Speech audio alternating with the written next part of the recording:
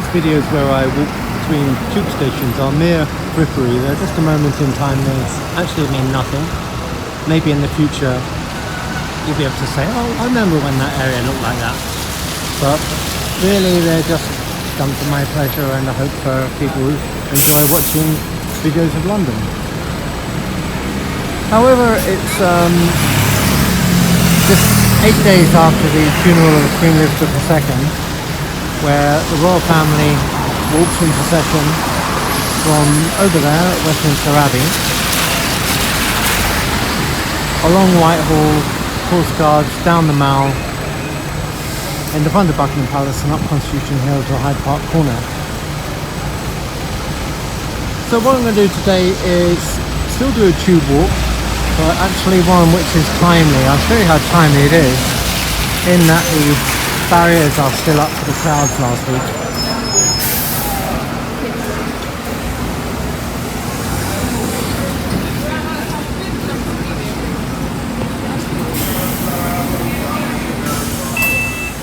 So indeed, while I'm going to walk the walk, I'm not going to talk the talk and just talk about the funeral all the time. Actually, I'm going to talk about anything but, and the history of Westminster and Whitehall, and all the little courtyards and streets off of it. But I'll do the route of the funeral.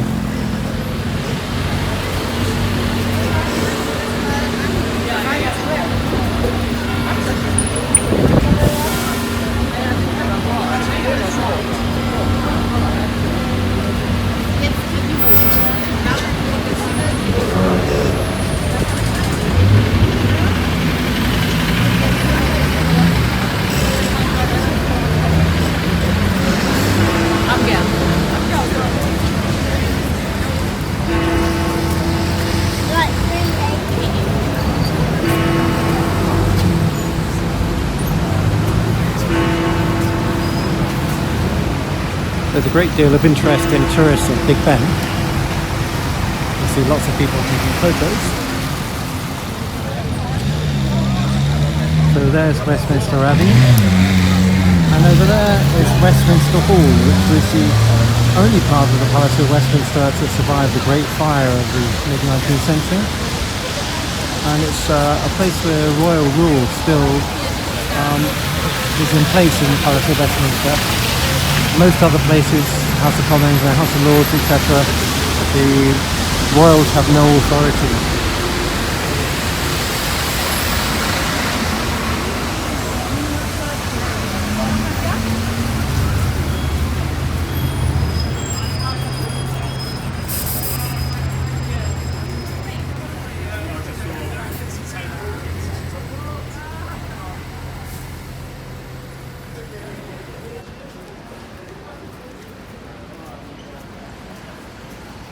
We're positioned at Derby Gate, outside the Red Lion pub, which is a well-known haunt for parliamentarians.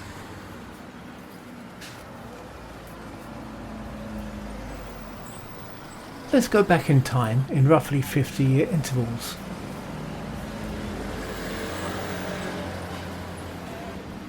Now we're back at a map from 1950. The landscape is quite familiar. Portcullis House was preceded on this site by the Palace Chambers and St Stephen's House, better known as the St Stephen's Club. You can see the platforms of the district and circle lines on the 1950 map. The platforms are built on a bend. This is because they're aligning themselves with the Victoria Embankment. The district line was built cut and cover under this road. Portcullis House was built at the same time in the 1990s as the Jubilee line, and had to incorporate the station underneath. New Scotland Yard is on the 1950s map. This later moved to St James's Park on Broadway, and is recently back at almost the same spot. North of the Air Ministry is open ground, later to house the Ministry of Defence. Everything west of Parliament Street and Whitehall is quite similar to now. Back we go to the turn of the 20th century. The Treasury building was built from 1908 onwards and buried a number of older streets: King Street, Delhay Street, Gardeners Lane, Boar's Head Yard and Chapel Place. King Street was a notable loss. There's a magnificent old photo of recruiting sergeants outside the Boar's Head pub on the corner here in 1877. Westminster Abbey can be seen behind. The Foreign Office has also arrived. Back to 1865 and the Foreign Office's arrival is anticipated. Notable on this map is that Parliament Square has not yet been laid out. That happened in 1868. The future site of Portcullis House and later St Stephen's House are old streets. India House is shown here, and this would move to the Foreign Office buildings as soon as they were built.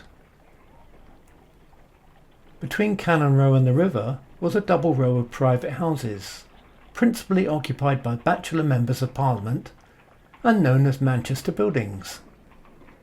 They were so called because they adjoined the town residence of the Earls of Manchester.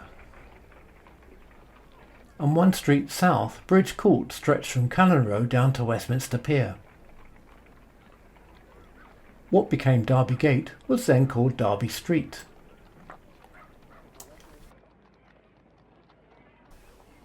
At the turn of the 19th century, Westminster is much more medieval in character. There are walls north of Manchester Buildings. Downing Street is simply a street of houses, and to its south were Fludyer Street and Crown Street, just where the Foreign Office would later be. King Charles Street is simply called Charles Street.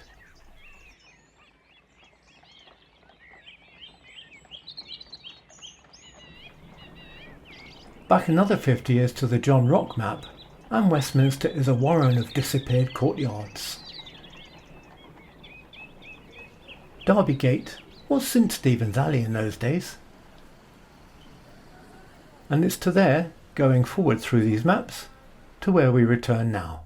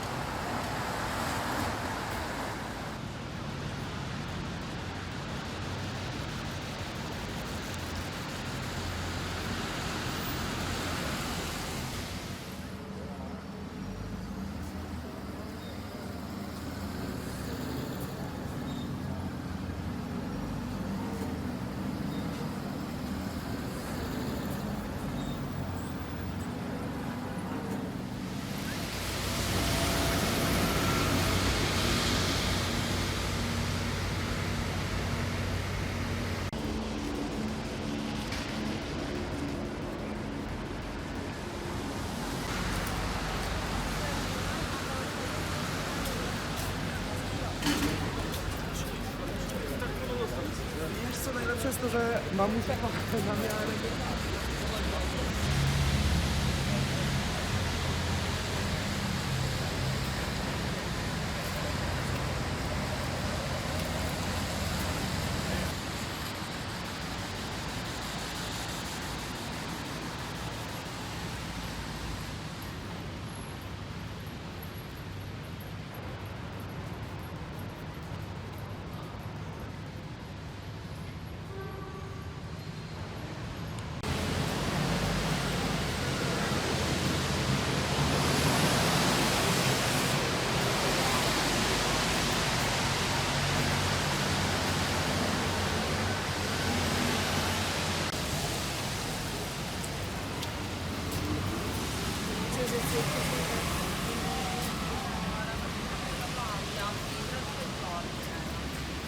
Cioè è tutto sospeso.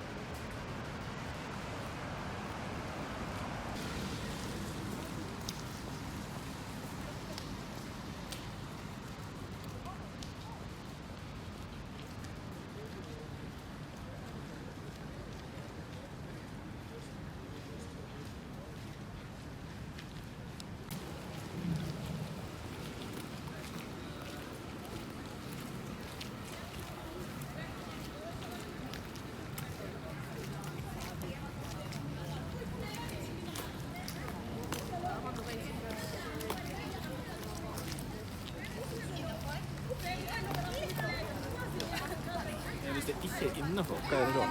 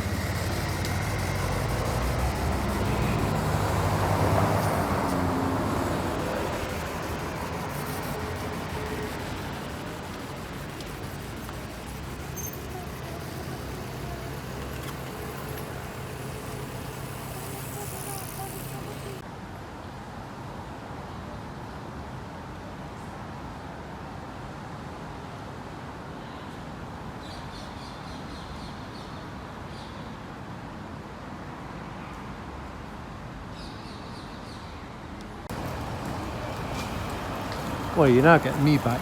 The cortège arrived at Buckingham Palace and then went that way up Constitution Hill, roughly behind where the green digger thing is. I only realised on the day of the funeral that the names of major British colonies are carved into these plinths, because when the funeral cortège arrived at Hyde Park Corner to be transferred into the hearse, you could see one of these posts which said India, Bangladesh, Pakistan, which means the inscription only dated from after 1972.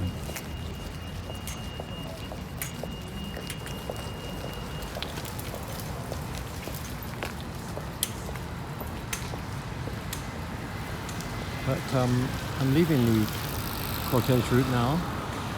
They can wend up Constitution Hill, and I'm going to take the shortcut across to Green Park Station, across Green Park itself. As you can see, the barriers are being piled up for removal, but still quite a lot in place.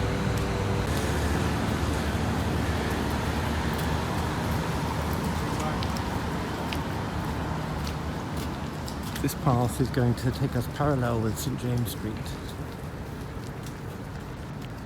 And at the back is some fine old 18th century, or maybe earlier housing. That's that. I meant buildings. I suppose it was housing for aristocracy, but that is housing. But it's not really. Couldn't really be defined as a two up, two down. So St James is a fascinating area. It was originally St James's Field, and the field was enclosed by Henry VIII in the 1540s, and then it was built upon, I think, in the 16th century. Might be wrong. It became a very, very fashionable suburb.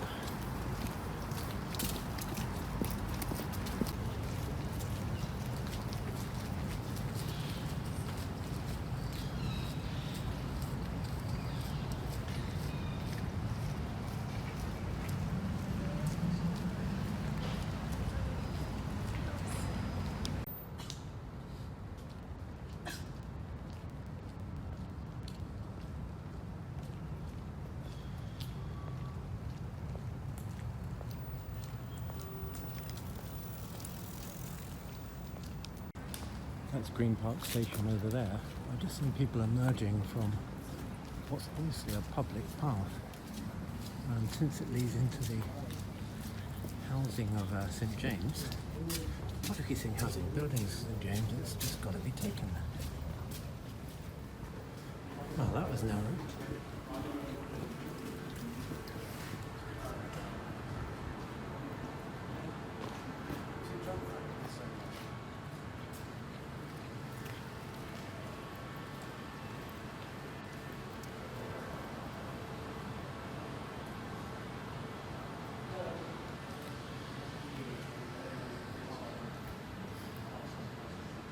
The alleyway leads out here,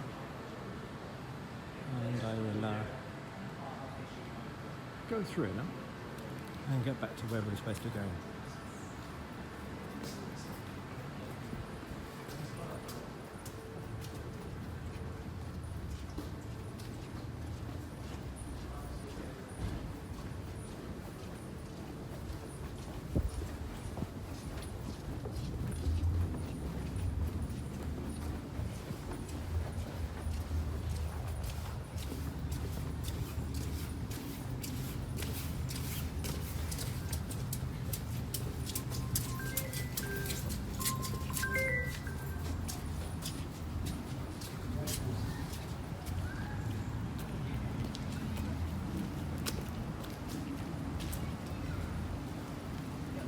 Well, that was rather interesting.